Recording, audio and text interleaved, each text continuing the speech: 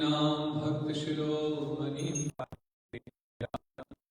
Narayanam Tvam Sadatam Prapadye Namo Mahavadanyaya Krishna Prema Pradayate Krishnaya Krishna Chaitanyaya Namne Gauratvise Namaha.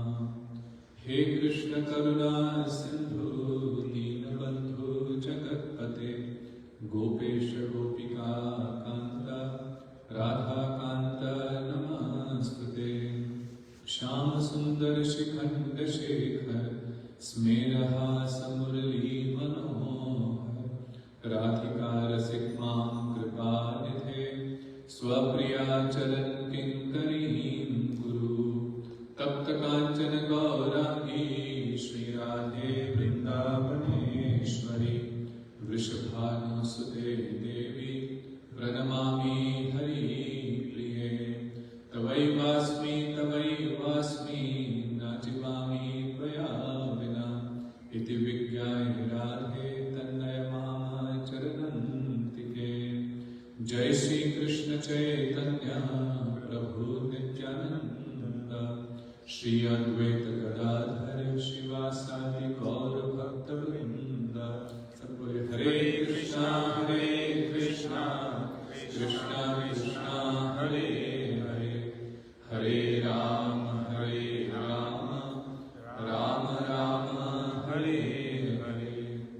So first of all, I would like to offer my unlimited obeisances unto the divine lotus feet of my most worshipable spiritual master, His Divine Grace, Sri Bhaktivedanta Narayan Goswami Maharaj. My unlimited obeisances unto the divine lotus feet of our Gurupanuga Guru Varga, and my millionfold obeisances to all the Vaishnava devotees all over the world, all over the creation, and to also everyone who is assembled here today. So as you know, we started Srimad Bhagavatam last Sunday and discussed briefly the importance and the glories of Srimad Bhagavatam. So many of us have attended Bhagavad Saptaha, where in 7 days the Kathakar, they tried to cover Srimad Bhagavatam. But Srimad Bhagavatam is so vast and so deep. As you know, Shukadeva Goswami spoke this to Maharaj Parikshit for how many days? 7 days. Without rest or without rest? Without rest. With eating or without eating? Without eating. With drinking or without drinking? No drinking, no blood. 7 days, so 24 times 7. So here are some college graduates. 24 times 7, how much is that? Quickly, see, when we need calculators. 144. 24 times 7. 168. See, he's a businessman. Successful businessman, because you can do a calculation quickly. So 24 times, 168 hours they sat non-stop to hear Srimad Bhagavatam. And then when Srimad Bhagavatam was being spoken, it was the Sanskrit verses they were chanting, right? Continuously chanting the Sanskrit verses. But we have to understand the meaning of those Sanskrit verses. If someone just speaks Srimad Bhagavatam, just the Sanskrit, we would not understand. So how much time and effort we need to actually get the essence of Srimad Bhagavatam. And Srimad Bhagavatam is Pramanam Amalam Prema Pumarthamahan. If we are serious about bhakti, then we have to take shelter of Srimad Bhagavatam, because this gives it is Amal Puran, spotless Puran, because it talks of nothing but pure bhakti, Shuddha bhakti. And in fact, Srimad Bhagavatam is so sweet and so wonderful that once we start getting the taste of Srimad Bhagavatam, then the taste for everything else will automatically go away. So, we are starting from the first verse of Srimad Bhagavatam, and a very, very beautiful and amazing verse.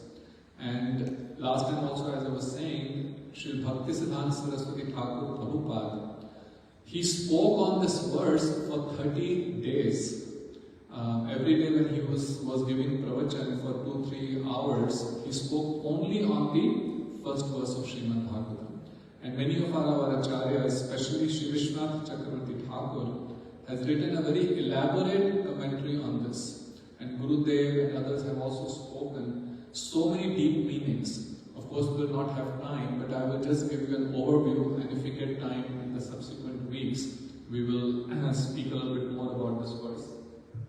So this verse says, Om Namo Bhagavate Vasudevaya Janmatyasya Yatah Anvayat Itartasharteshu Abhigyaswarat Tene Brahmhridaya Adi Kavaye Muhyanti Yat Surayah Tejo Varim Pradam Yatha Vinamayo Yatra Trisargo Amrisha Dhamna Swain Sada Nirasta Kuhukam Satyam Paramadhimahi. So what is the meaning of this verse? So let's have Prabhuji lead the meaning. O my Lord, Shri Krishna, son of Vasudev, O all-pervading personality of Godhead, I offer my respectful obeisance unto you. I meditate upon Lord Shri Krishna because he is the absolute truth and the primeval cause of all causes of the creation, sustenance and destruction of the manifested universes. He is directly and indirectly conscious of all manifestations, and he is independent because there is no other cause beyond him. He is the only who first imparted the Vedic knowledge unto the heart of Brahmaji, the original living being. By him, even the great sages and demigods are placed into illusions. As one is bewildered by the illusory representations of water seen in fire or land seen on the water, only because of him do the material universes temporarily manifested by the reactions of the three modes of nature appear factuals, although they are unreal. I therefore meditate upon him, Lord Shri Krishna, who is eternally existent in the transcendental abode, which is forever free from the illusionary representations of the material world. I meditate upon him, for he is the absolute truth. So this verse, it says Satyam Param Dhimahi. The last three verses, Satyam Param Dhimahi. Dhimahi means I meditate upon. In Gayatri Mantra also we say Bhargo Devasya Dhimahi. I meditate upon. Meditate upon whom? Satyam. Satyam means truth. Satyam comes from the word Sat. Sat means which has existence. In this world, we think of many things as the truth. We feel that we are truth, we feel our family, our possessions, everything that around us seems so real, right? And therefore, we are so engaged in everything which is material around us. It all looks very real. But it is not real. Why? Because it is temporary. Sat means that has eternal existence. Something that is prone to degradation, something that will come to an end at a certain point is not true. But it appears to be true. Just like in the translation, it says, here it says, Muhyanti Yat Surayah, that this illusory energy of the Lord is so strong, it's so strong that what is not real appears very real. It is actually unreal, right? Unreal because it doesn't have any existence, right? None of us, our material bodies, have real existence. Just 40 years from now, 40 years is not a long time. 40 years from now, most of us, majority of us, not all of us, but majority of us will not be in the form that we are in today. We will not be. How much is 40 years? Nothing. If you think of your 30 years of your past life, that most of us were in our 20s and 30s, if we just go 30 back years ago. And when we think about it, it seems, Arey, abhi to hua tha. I just came to America, but that has already passed 40 years. We don't even have that much more time left in our life. Right? It is so real and true, but it does not appear unreal to us. It does not appear unreal to us. So our own physical existence is asat. It is not true. But the illusory energy of the Lord is so powerful. It's so powerful. It says, Mohyanti yat Surya. What to talk of us? Surya means Paramhansas.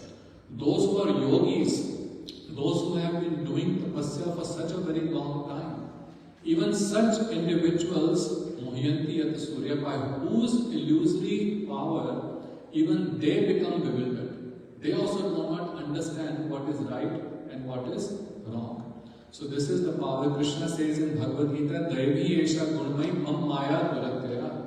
This illusory energy of mind is very, very powerful. Don't underestimate it. Don't underestimate the power of illusion. All of us, 99.99% of the time, even though we are initiated and chanting, we are actually living in illusion.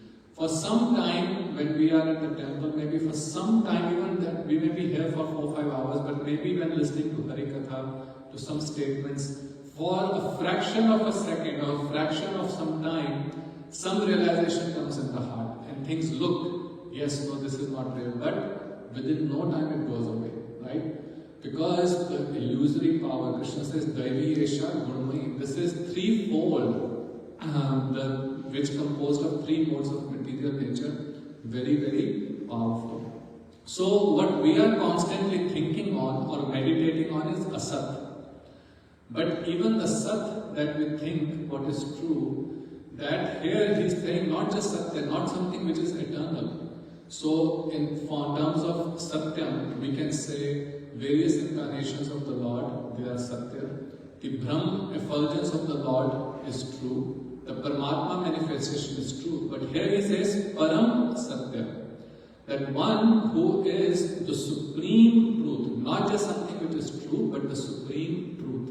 Meaning, this is the truth, this is that reality from which everything else which is true manifests. Krishna says in Bhagavad Gita, Mattah Parataram na anyat kinchit asti dhananjaya. That there is no truth superior to me.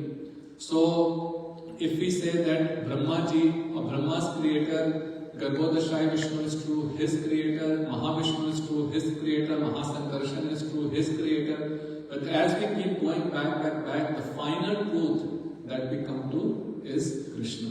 Therefore he says, when he says Satyam Param Dhimahi, he is not meditating on many times, some may interpret this to just Brahm Jyoti. No. The truth which is the source of all of that. And which is that truth? Om Namo Bhagavate Vasudevaya.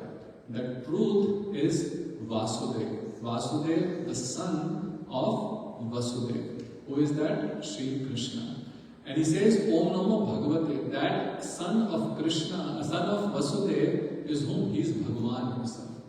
He is the Supreme Lord. So the word Bhagavan is only used for Krishna and his manifestation. So he says, Om Namo Bhagavate Vasudevaya. So this Satya, when Krishna appeared in the womb of Mother Devaki, then many demigods, they appeared and they were praying to Krishna who was in the womb of Mother Devaki. So it's a beautiful prayer. Here, this is in the 10th Canto of Srimad Bhagavatam, 2nd chapter, verse 26. It says, Satya Vratam Satya Param Tri Satyam Satya Asya Yonim Nihitam Cha Satya Satyasya Satyam Rita Satya Netram Satyam Atmakam Tvam Sharanam Prapannaha. So what does this mean? It says, so the demigods are praying, O Lord, you never deviate from your vow, which is always perfect. Because whatever you decide is perfectly correct and cannot be stopped by anyone. So everything that he does is Satya. Being present in the three phases of cosmic manifestation, creation, maintenance and annihilation, You are the supreme truth. So the same thing will be also in the verse that we were studying. Indeed, unless one is completely truthful, one cannot achieve your favor, which therefore cannot be achieved by hypocrites. So meaning that one who is the supreme truth, to attain him, we also have to become truthful. So in bhakti, one of the things is nishkapat bhav. Nishkapatata means no duplicity. Duplicity means inside you are something and outside you are something else. So to attain that who is supremely pure, we also have to become pure. So he says, cannot be achieved by those who are asat, who are hypocrites. You are the active principle, the real truth in all the ingredients of creation, and therefore you are known as Antayami, the inner force. You are equal to everyone, and your instructions apply for everyone, for all time. You are beginning of all truth, therefore offering our obeisances, we surrender unto you, kindly give us protection. So the demigods, all the various demigods whom many people pray to, they all came praying to Krishna, who has yet not manifested, was in the womb of Mother Devaki, and praying to him like this. So we go back to this verse. So it says that Satyam Param Dhimahi, that Krishna who is glorified in all the scriptures as the supreme absolute truth.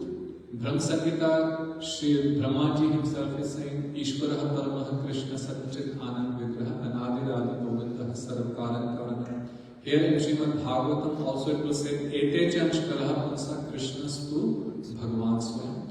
So what he is saying is this Bhagavatam is not about the worship of anyone else. In many previous scriptures that Sri Vedavyasa wrote, he did describe many other forms of the Lord, as well as worship of various demigods. Like in Devi Puran, he said Bhagavati Devi Supreme. In Garud Puran, so much ritualistic practices were given. In Shiv Puran, so like this, Sri Vedavyasa wrote voluminous literature. But at the end of it, he was still not very happy. In fact, he was very depressed, in great anxiety. And then when his spiritual master Sri Naraji appeared and inquired from him that a guru can quickly understand what is going in the heart of his disciple. Because a guru is antaryami. Many of us had that experience with Sri Gurudev. Even before you would say something, Gurudev would know what was in your heart. So sometimes without asking, he will actually tell you the answer. So many times, because sometimes we would be shy going and asking, but Gurudev would know what is in your heart. So that is the power of Mahabharata. So here Naraji came to know, but still he inquired from him, why are you so despondent? And he said, I have written so much, but still I don't feel happiness. Someone who has given so much Vedic knowledge, he divided the Vedas into 4 parts, and then after that Purans, Upanishads, Mahabharata, Vedanta Sutra, so much, but still not happy. So if the person who is writing himself is not happy and satisfied, those who are reading those books, how would they be satisfied? And the purpose of Vedic knowledge is to give us eternal peace and happiness.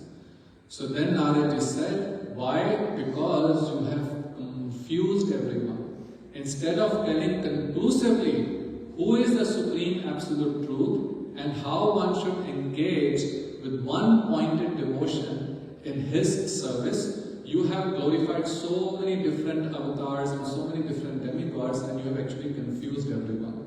And you have not described the glories of Krishna, that how he manifests his sweet pastimes in Braj, how he is, loved by Mother Yashoda, who does not even think that he is a supreme, how the gopis, he runs after the gopis and they make him dance so many different things, which is the real Sri Krishna you have not written about. So now you should write Srimad Bhagavatam. So right in the beginning, Vedavyas ji is saying that this Bhagavatam that I am writing is Satyam Param. By meditating upon that supreme absolute truth, I am not going to write about anything else. So the purpose of Srimad Bhagavatam is to conclusively establish Krishna as the supreme and devotion, one-pointed devotion to him as the only goal of life.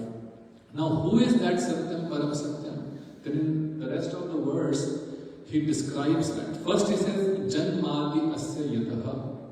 Janma means birth. Janma Adi. Adi means etc. So when he says Janmadi, it means origin or creation, maintenance and destruction. So Janmadi Asya Yataha, this is the second sutra of Vedanta Sutra. So you know what is Vedanta Sutra? So as I was saying, Sri Vyas, he wrote voluminous scriptures. So first there was only one Ved. He divided that into four: Rig Ved, Atharva Yajur Ved and Sam Ved, of which Rig Ved is the biggest. And in each one of them, there are four layers. They have their own verses, but connected to each Ved, there is Sanhita, which describes the various mantras. Then there is Brahman, which describes how those mantras have to be chanted, very detailed description. And there is Aranya, and then the last thing is Upanishad. So related to each Ved, there are these four other groups of scriptures. The Upanishads are called the Vedanta, because that is the Ant. Vedanta means where it is the end of the Vedas, not necessarily chronologically, but from a philosophical perspective, that Vedanta, for that particular, those Upanishads connected to each Veda describe the conclusion of that Veda.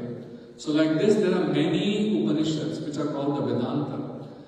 Now there are 108, I've also heard there could be 1100 Upanishads and many other similar scriptures related to them. So now this voluminous literature, how to have people understand in summary. Right? So sometimes when we have nowadays, when you go to Google search, right, on the top it comes like AI search. So instead of reading through so many links that the Google gives, you just read the summary that your AI gives, and that's a summary. So similarly, he wrote the summary, which is called Vedanta Sutra. So Vedanta Sutra means aphorism, and there are 3 words, 5 words, short sutras, and cryptic at times, and therefore to even understand them, you need proper commentaries. So he wrote 555 sutras, which is called the Vedanta Sutra. The first Vedanta Sutra is what? Delhi Prabhu, पहला वेदांत सूत्र क्या है? पहला वेदांत सूत्र अथातो ब्रह्म जिज्ञासा. So that's the first sutra is Athato Brahma Jigyasa. That now that we have this human form of life, what we should do? Brahma Jigyasa, we should inquire about the Supreme Absolute Truth. That's the first one. The second one is Janmadi Asayataha. So the first 3 words that you see here, Janmadi Asayataha. So it says that Supreme Absolute Truth, what is that? Yataha means one from whom origin or creation, maintenance and destruction takes place. That Parabrahm, that Supreme. See, everyone is very inquisitive about the origin of creation. Where did this whole world come from? Scientists are spending so much time and effort to figure out where did this entire universe came into existence from. And it is very interesting. It itself is a very deep topic. But it's very interesting, I can say in my own lifetime, short lifetime, I've seen from the time when we were taught in the schools what is the origin, right? Whether it was a Big Bang or Darwinism about evolution. In these 40 years, they have completely changed their ideas. Completely changed. Most of them don't actually, if you can go and search online, they don't believe that Big Bang is real because it has so many problems with it. Darwinism, nobody believes in. And the things that they are coming up to now, we're using quantum physics and the more advanced theories, what they are slowly gravitating towards is exactly what Vedanta says, exactly what is written in Srimad Bhagavatam about origin. They talk of multiverses, right? Multiple universes. that it is not that it all just started. There was creation before this, and from that again multiple universes have manifested. That's exactly what Bhagavatam says. Mahavishnu breathes out so many universes. There's not only one universe, but multiple unlimited universes. And when he breathes in, everything is again goes into him. So everyone is trying to understand where the creation comes from. And Srimad Bhagavatam elaborately describes the process of creation. In fact, this first verse of Srimad Bhagavatam includes within itself the entire 18,000 verses of Srimad Bhagavatam. So everything that is given in Srimad Bhagavatam is right here in this verse. So, Janmadya Sayataha. So, from whom origin, creation, maintenance and destruction takes place. And he says, and I'm also giving you very, very briefly. In fact, in this itself, there is very deep meaning. In Vedanta Sutta, then it says, after that it says in the third aphorism, it says, Shastra Yonitvat.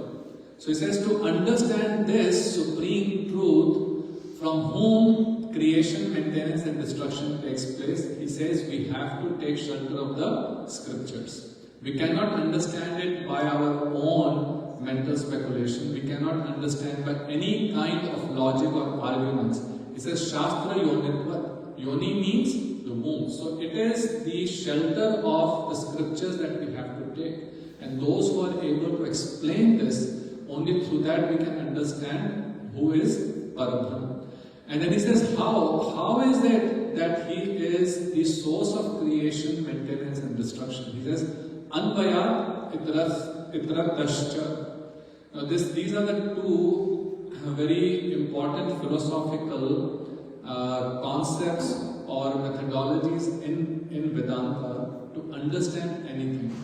So Anvayat has multiple meanings, and Vishwanath Chakravarti Thakur just taking different meanings of Anvayat in his first explanation. He has given 5 different explanations of this particular verse, and within the first explanation itself he gives many explanations of the word Anvayat, and based on that he describes what Janmadya Sayata means. Right? So I'm not going into all of it, but Anvayat, one meaning of Anvayat is the cause, directly, something which is the direct cause of something to happen.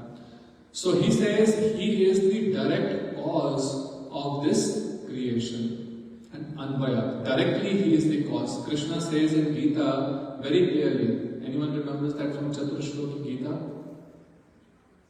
Where is Sanvi? She would remember. The first, in the Chaturshloki Bhagavad Gita, the very first verse.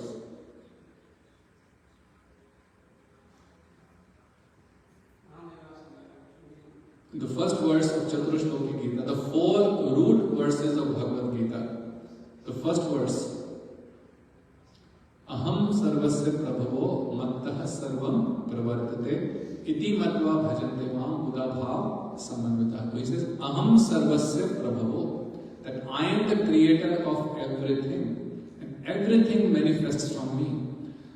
Everything. So there is nothing either in this material world or in the spiritual world that does not manifest, whose origin is not Krishna.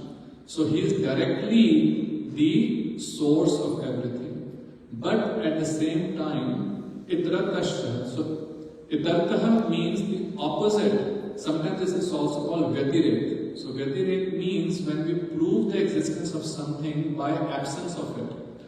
So Krishna is creating this directly and indirectly. So directly it is his desire, but indirectly it is his energy, because he is providing all the ingredients for the creation. So just like there is an engineer, so the engineer may make the drawing, he may provide all the material for the construction, but he is not himself directly there constructing the building, right? It is not the engineer or the developer who comes to construct the building, but by his instructions, by the blueprint that he has laid out, the entire building is created. So there is an indirect involvement. So he is directly involved because he is giving the design, he is providing the material, but at the same time he is not the one sitting there and constructing. It is his energies who construct. So indirectly means itartascha, indirectly through him everything is manifested. So it also means that he is the material and the efficient cause. So these are a lot of many philosophical points. Our Gurudev and Sri Bhaktivedanta Swami Maharaj Prabhupada, they insisted that we need to understand these points. Right? Even though it is much easier and nice to hear just Krishna Katha, but if we don't understand the basis of our philosophy, then our bhakti will also not be very strong. So he says that he is the material and the efficient cause. What does that mean? So material cause means that he is providing all the ingredients. So the Maya Shakti, the external potency of the Lord, the Panch Mahabhut, everything comes from whom? It comes from the Supreme Lord himself. But at the same time, he is not directly involved. It is his desire, saha ikhataha. So he, when he desires, when he looks at the material energy, then there is activity in it. Till that time, there is no activity. But once he looks at it, by his looking at it, by that potency, the creation starts taking place. So cha artheshu abhigyaha swadat. So he says artheshu, for all the purpose of whether it's the creation, the maintenance. So it is not only that he is the source of creation, but he is also the source of maintenance. So to give life is one thing, but then also to maintain it is equally important. So he only is the one who is the source of the maintenance. So even though it is sometimes said Tridev, right? Brahma, Vishnu and Mahesh, but they are all manifestations of Shri Krishna himself.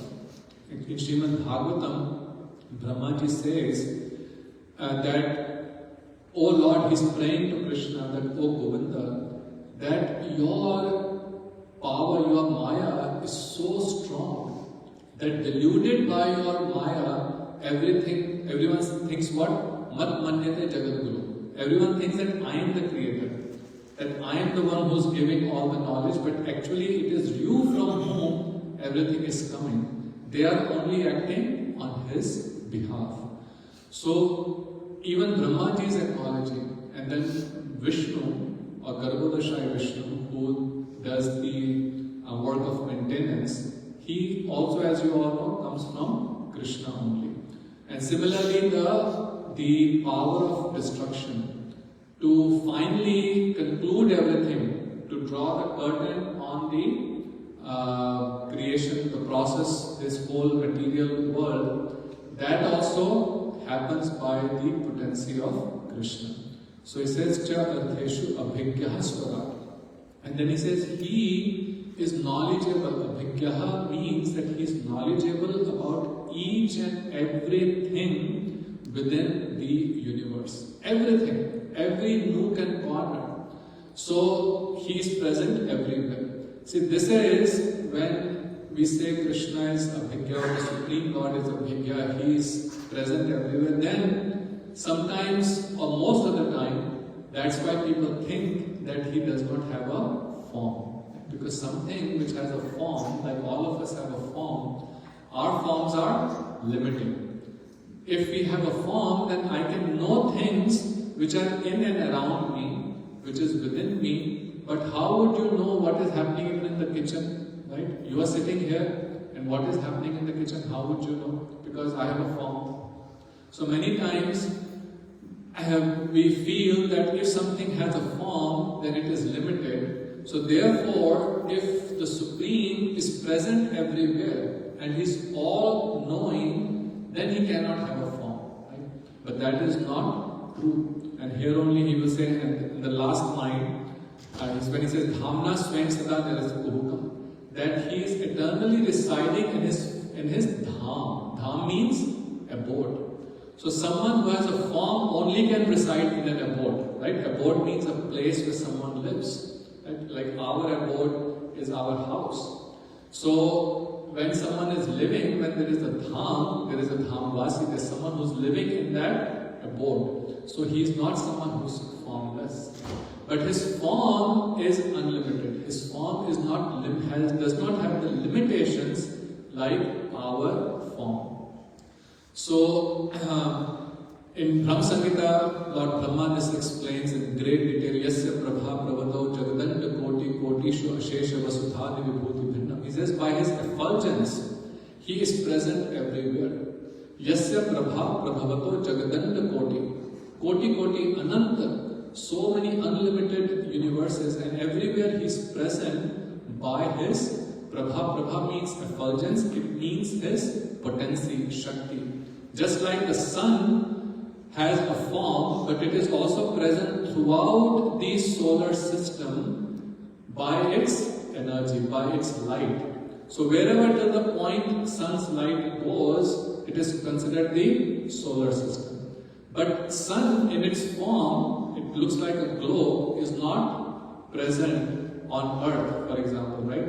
So the sun is here, but the sun is not here, right? On the earth also, sun is here, but it is not here. How it is here? Through its energy.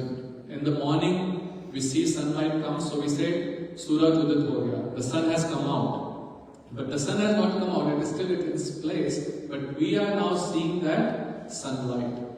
So through its potency, it is there, even on the earth, but it is also not there on the earth, right? Because it has its own position in the solar system. So similarly, Krishna is present everywhere. So because Krishna, through his potencies, is present everywhere, therefore the entire creation, both spiritual and material, is only his manifestation. Just like the solar system, to the point the sun is present, it is solar system. So this is all his manifestation. But still, just like the sun is also localized, Krishna also has his dham, Gopalok dham, where he is present.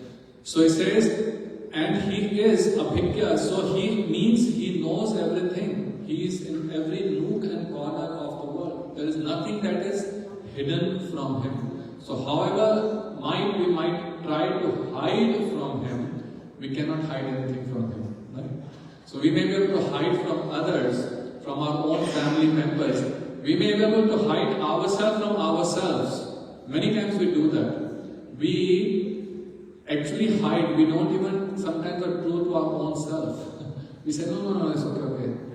But we can't hide ourselves from him because he is present everywhere. He is there in our heart as Paramatma. And then Swarat. Swarat means independent.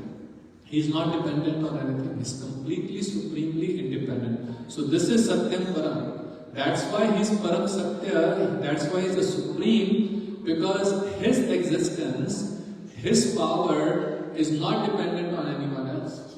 Even Mahavishnu is not independent. Right? Mahavishnu also manifests from Krishna. He is also Anshi. But Krishna is not dependent on anyone else. He is Swarat. Sri Bhakti Siddhanta Saraswati Thakur used to call him that he is the he is the supremely independent autocrat. Autocrat means someone who is not under the control of anyone. Of course, he is under the control of someone that we all know. And that is, and I'll just give you an indication, that Swarat is not independent because Janmati Asya. So we don't have much time, but Vishwanath Chakravarti Thakur says Janma Adi, he gives another meaning on this. He says Adi here also means Adi Ras. So he gives a very general description. The next level he gives that this Adi here means Adi Ras. What is Adi Ras? So there are 5 rasas: Shant, Dasya, Sakhya, Vatsalya and Shringar. Among Shringar also there is Parakya and Swakya. Among them the Parakya Bhav, and among them also the epitome of that is Srimati Radhika. So he says that Adi Ras means that Ras which is the source of everything else. Because ultimately, the essence of all of this is Shuddha Prem, pure love is the essence of everything, of this whole thing. Krishna is love and love is Krishna. Not the love that we know of, but pure love. So he says this Adi, Jan Adi Yasya, from where that Adi Ras manifests. Adi Ras comes from the heart of Srimati Radhika. So there is actually a whole description of this first verse of Srimad Bhagavatam describing the glories of Srimati Radhika.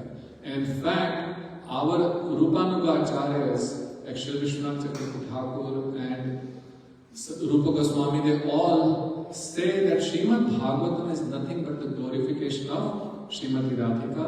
And there is no verse in Bhagavatam which does not describe her glories, even though her name is not directly in any verse of the Srimad Bhagavatam. So here he shows Janma Adiyasya, that Adiras, the Janma, the origin of that is from Srimati Radhika. And when we say Satyam Param Dhimahi in the Gayatri Mantra, because also where it says Bhargo Devasya, it is only explained when we get the initiation.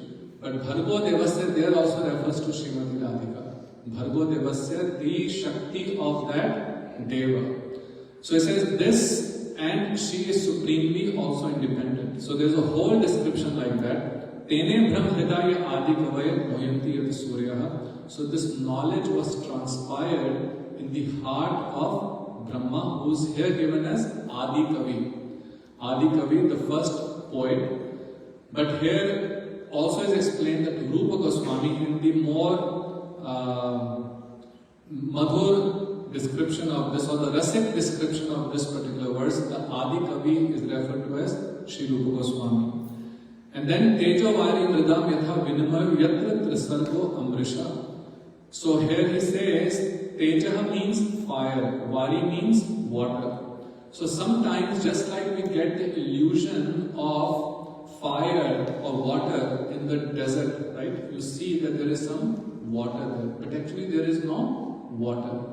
So that illusion comes because of the heat of the sun and because of our limited senses. He says, similarly, this whole material world, we see this, as I was explaining before, that we see this as real. We see this real world as true when it is not really true. It is not true. And then Dhamna, we are running out of time, so I'll just take one more minute. Dhamna Swain Sada Nirasta Bhutam Satyam Param Dhimahi. Dhamna Swain Sada. So Swain means, Swain Dhamna means of his own eternal abode. Sada means always. He is eternally residing in his transcendental abode. Sada Niraspotam. So that means he is not someone who is without a form. That spiritual abode of his is our final goal, to reach there and render eternal loving devotional service unto him. So he says here that so I therefore meditate upon him who is eternally existent in the transcendental abode, which is forever free from the illusory representation of the material world. So here he is also describing that there is this Antaranga Shakti and then there is the Bahiranga Shakti. So the Bahiranga Shakti, or the external illusory potency that manifests this world that we see, which is unreal, and then the real world which is manifested from his Antaranga Shakti, which is free from all the illusory representations of the material world. So like this, I've given you a very brief synopsis of this first verse of Srimad Bhagavatam, and we will continue reading Bhagavatam, maybe not at this great detail, but this is the first verse, so I just wanted to give you some insight of how beautiful this verse captures so many deep meanings of what we will be discussing throughout Srimad Bhagavatam. Gaur Premanande. So let's see if anyone has a quick question. Anyone has any question? Yes, Prabhuji. Prabhuji, thank you for the beautiful lecture. So you also answered my question in one way. My question was about Srimati Radharani. Though she is not directly mentioned, she's the essence of Bhagavatam is the love of God, and Srimati Radharani is the epitome of it. But why did Vedvyaji not directly mention about her, Very good question. So just give me 2 minutes. Why did Vedvyas did not mention Srimati Radhika in Srimad Bhagavatam? When Gurudev came to our house the very first time in 1991, June 1991, the very first question, my aunt, my Masi was there, and this was the very first question she asked. And none of us had any idea, and we had never even thought about that why Srimati Radhika's name is not mentioned. Then Gurudev described who is Shukadeva Goswami. So Shukadeva Goswami is Shuka. Shuka means parrot. So this is the eternal parrot of Srimati Radhika. So during their manifest pastimes, Prakat Leela, this Shuka of Srimati Radhika, to whom Srimati Radhika will teach say Krishna, Krishna, Krishna, and he will very beautifully chant Krishna. And then one day he went from her hand and went all the way to Nandagaon. And there he was chanting Krishna, Krishna, and Krishna was so attracted. Who's like, just in the voice like Srimati Radhika. And he spotted this parrot and then asked him, and then he came on his hand and he taught him how to say Radha, Radha, and then he was chanting Radha. So this parrot of Srimati Radhika was always working as a messenger between Radha and Krishna and helping manifest so many of their sweet loving pastimes. So when the time came to leave this world, that time Srimati Radhika and Krishna called this Shuk Pakshi and told him that we are now going to wrap up our pastimes in this world, but you have to stay here. Why? And he said, I cannot stay here because then I will not be able to survive, because without your katha, without your service, I cannot recite. So they said that you have to stay here and you have to spread the glories of our pastimes. So how will I stay? Go and stay wherever the Harikatha is being spoken. So then this Pakshi, this Shuka, he started, when Radha and Krishna left, he started flying around seeing where I can hear Harikatha. So there he went to Badrika Ashram. So first he went to Kedarnath, where Lord Shiva was narrating Srimad Bhagavatam to Parvati ji. And now, as he was describing, the third canto of Srimad Bhagavatam came where it is the description of the creation. So she went to sleep. She started dozed off because it's a little bit, even when you read Srimad Bhagavatam and it comes to creation, it's not, and even the philosophy, that's why when Kathakars, they speak Bhagavatam, they hardly speak philosophy. And that's why we miss out on a lot. They just do some festivals, some nice sweet pastimes, but Bhagavatam is a lot of deep philosophy. So when the description of the creation came, she dozed off. And now this Shuk Pakshi is sitting in the trees, is hearing this katha, and he felt, oh, if Parvati ji doesn't respond, because Shivji was sitting with his eyes closed, and in between Parvati was saying, and he came to know, okay, she is listening, and he kept continued on and on. So he felt if she does not respond, then Shivji will stop speaking Bhagavatam. So in the voice of Parvati, he is Shuka, he is a parrot, he can make the sounds.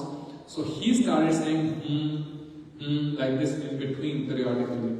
So like this, slowly, the whole Bhagavatam was finished, and now almost at the end, and then Parvati ji woke up. And then she said, oh Prabhu, I'm so sorry, I could not listen because I dozed off.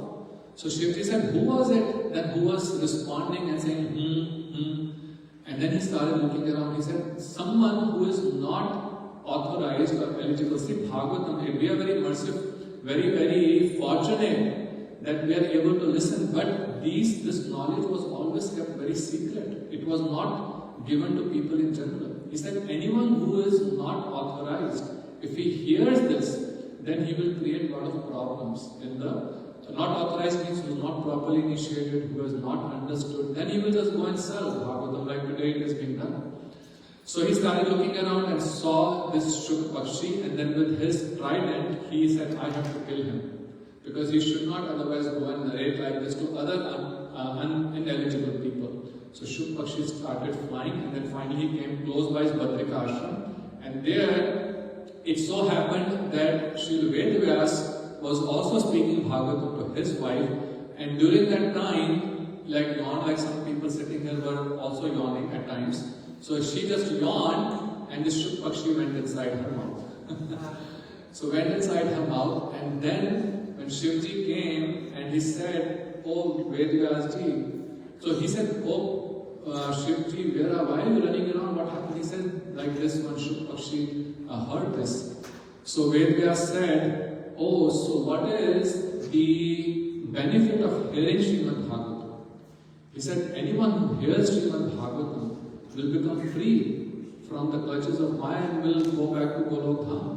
He said, then, if that person has heard from Bhagavatam, that also from your lotus lips, Vaishnavanam Yathashambhu, then that person is already liberated. How can you kill him? So then Shivji started scratching his head. So he is Bhole Baba. So then this Shukpakshi was in the womb of Bitikaji, the wife of Vedvyas, for 16 years, and he is the one who manifested as Shukadeva Goswami. So when he came out, then long past time, then he's the one who came and narrated Srimad Bhagavatam, Parikshit Maharaj. But if he would have spoken, now Parikshit Maharaj had 7 days, and if during the narration of Srimad Bhagavatam he would have directly said the word Radha, just saying Ra, his voice would have choked, tears would have started coming from his eyes, and he would not have been able to control himself, he would have fainted. How could he then narrate the rest of Bhagavatam? So controlling, like we saw in our Gurudev also, many times when speaking, he would become choked, his voice would choke and he would not be able to speak. Then he had to control himself, right? So that's why Shukadeva Goswami throughout Bhagavatam, even though indirectly one or two places is like that, indirectly every verse is glorification of Srimati Radhika, but directly he did not take the name of Radha. Okay? So sorry it was taking a little longer time. God Pramanande.